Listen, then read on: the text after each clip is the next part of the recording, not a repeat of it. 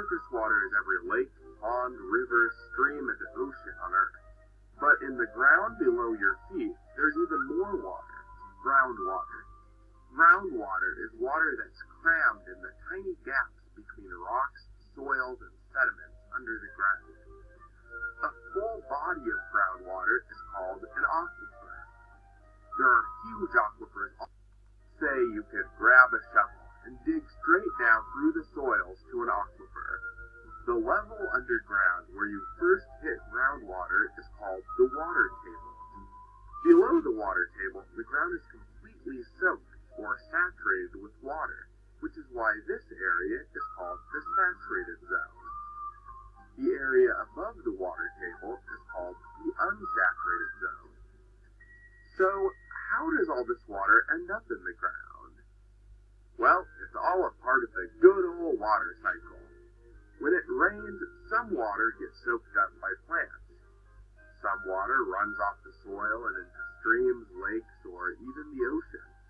Other water gets stuck on the surface and eventually evaporates back into the air.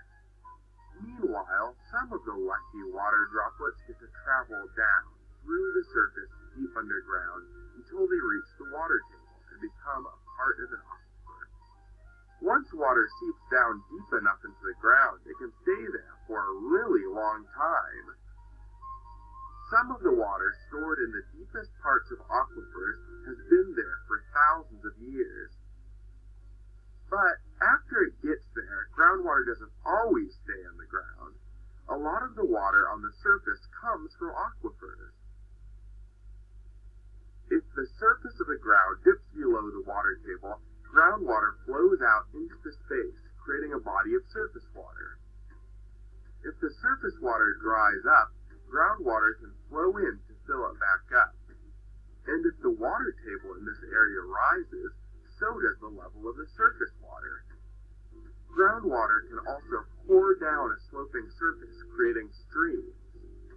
Any place where groundwater flows out into the surface is called a spring.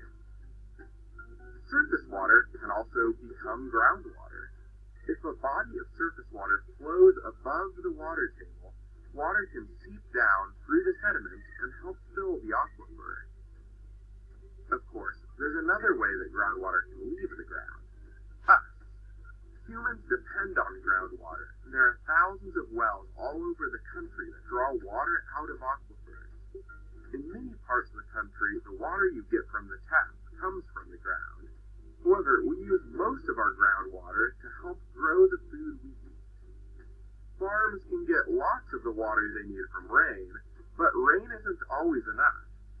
And in dry years, farmers depend even more on the water that's stored in the ground.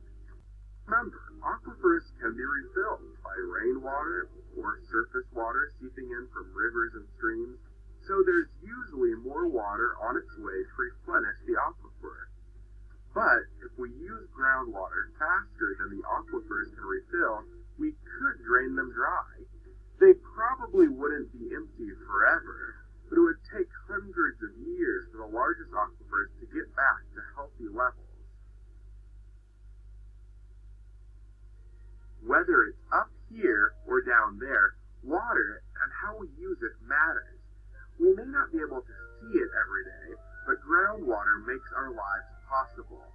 So don't let show-offs like rushing rivers and roaring oceans get all the attention. Those unseen aquifers below ground have been here longer than we have, and with a little love and care, they'll keep on taking care of us long into the